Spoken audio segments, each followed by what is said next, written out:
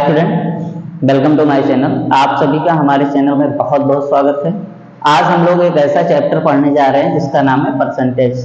देखिए, प्रतिशत से हर कंपटीशन में क्वेश्चन पूछा ही पूछा जाता है और ऐसा कोई क्वेश्चन नहीं है जिसमें वो इन्वॉल्व न रहता हो, है ना। प्रतिशत में हमेशा बात की जाती है। तो आज हम लोग प्रतिशत को पढ़ेंगे और सबसे पहले हम लोग जानेंगे कि ये है क्या। तो जो लोग हमारे चैनल पर नए जुड़ रहे हैं, चैनल को आप लोग लाइक और सब्सक्राइब कर लीजिएगा, बेल आइकन भी साथ में दबा दीजिएगा, जिससे कि अगर मैं यहाँ से कोई नया वीडियो डालता हूँ तो आप लोगों को नोटिफिकेशन मिल जाए। ठीक है। और बहुत अच्छा लग रहा है, आप लोग हमारे वीडियो काफ़ी अच्छे तरीके से देख रहे हैं और काफ़ी ऐसे छात्र भी हैं जो कमेंट भी कर रहे हैं, तो बहुत अच्छा लग रहा है। आप लोग का सुझाव भी हमको मिल रहा है। और आपसे एक बात बताएं कि मैंने पहले ही बताया था कि कोई भी अध्यापक, है ना, हमेशा बेहतर से बेहतर कंटेंट देना ही चाहता है। तो आज हम लोग परसेंटेज लेकर पढ़ेंगे और क्योंकि परसेंटेज से हर एग्जाम में क्वेश्चन भर भर के पूछे जाते हैं, चाहे वो एसएससी सीजीएल हो, यूपी पेट की परीक्षा होने वाली, उसमें भी पूछा जाएगा। तो आज आइए समझते हैं। तो सबसे पहले हम लोग समझते हैं प्रतिशत वृद्धि। सबसे पहले हम लोग आज सीखेंगे प्रतिशत वृद्धि और प्रतिशत वृद्धि और प्रतिशत कमी। ठीक, प्रतिशत कमी और प्रतिशत वृद्धि, इस पे हम लोग आज चर्चा करेंगे आज के क्लास में। ठीक है।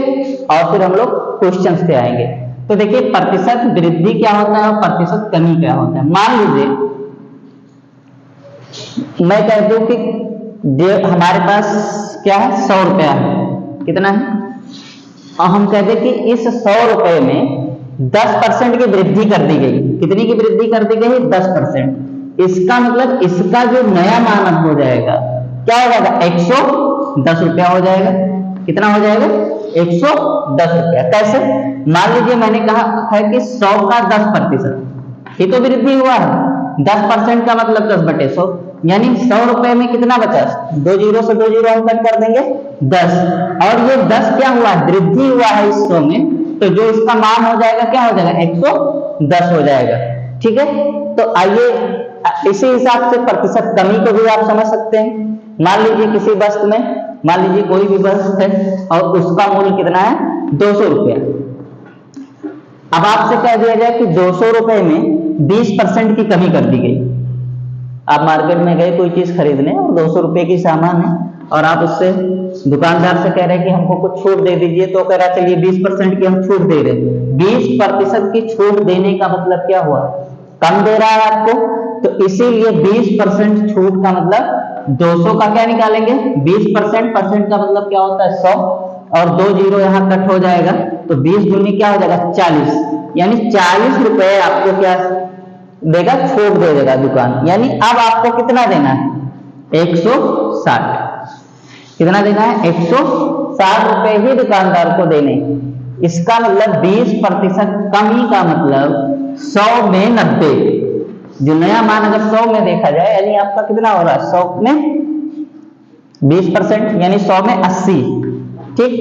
और फिर 100 में 80, तो 80 दूना क्या हो जाएगा? 160।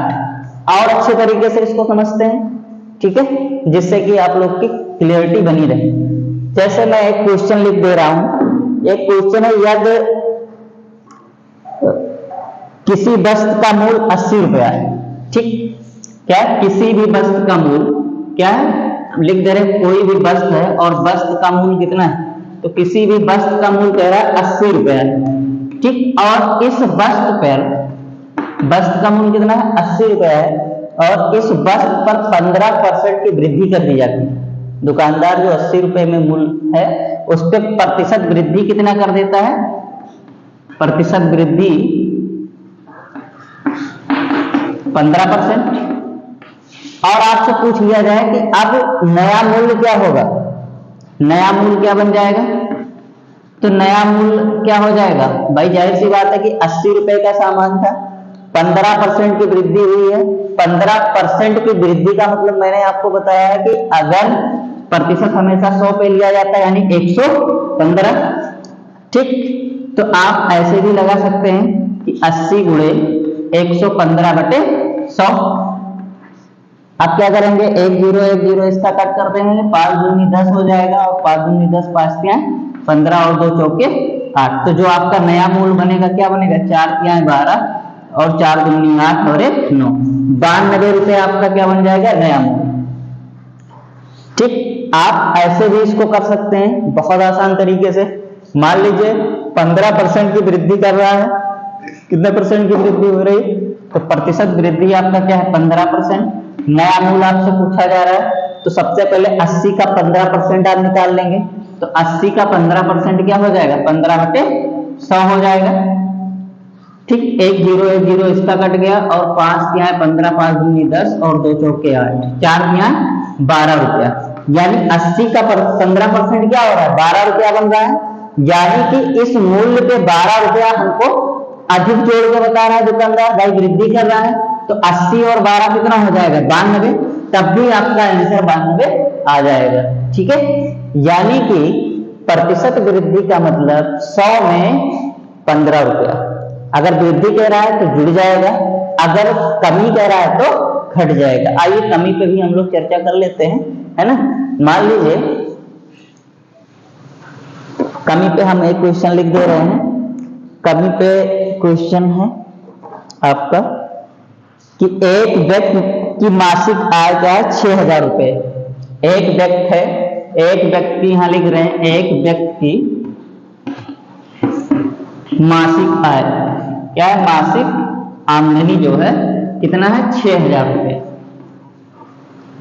6000 रुपए उस व्यक्ति की मासिक आय है। ठीक, यहां लिख दे रहा हूं जिससे कि दिख जाए, व्यक्ति की मासिक आय कितना हो जाए, 6000 रुपए।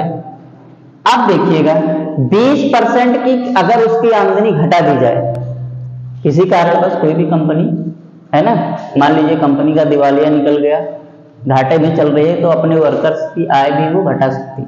तो मान लीजिए 20% की आय घट जाएगी। ठीक, अब नई आय उसकी कितनी होगी, तो 20% घटने का मतलब क्या है, तो आप 6000 का पहले क्या निकाल लेंगे, 20%।